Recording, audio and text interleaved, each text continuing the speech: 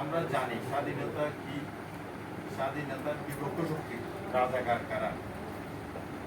সেই হিসেবে আল্লাহ পাক রাব্বুল আলামিন এখনো আপনাদের আয়ু রেখেছেন, আপনাদের হায়াত রেখেছেন, আপনারা বেঁচে আছেন। আপনাদের মাঝে থেকে অনেকে হারিয়ে গেছে, অনেক মৃত্যুবরণ করেছে।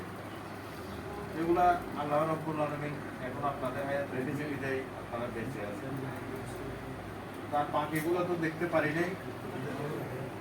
এখন আপনাদের দোয়ায় সহযোগিতায়, সীতা বন্দ্যোপাধ্যায়ের সহযোগিতায়, আলহাজ হাসান মাহমুদ সাহেবের সহযোগিতায় উপজেলা চেয়ারম্যান নির্বাচিত হয়েছি। ইনশাল্লাহ আমি আপনাদের সন্তান হিসেবে আমার অবস্থান থেকে আপনাদেরকে পিতার চোখে দেখে যতদিন থাকি আমি সম্মান দেওয়ার, সহযোগিতা করে আপনাদের পাশে দাঁড়ানোর ইনশাল্লাহ আমি চেষ্টা করব।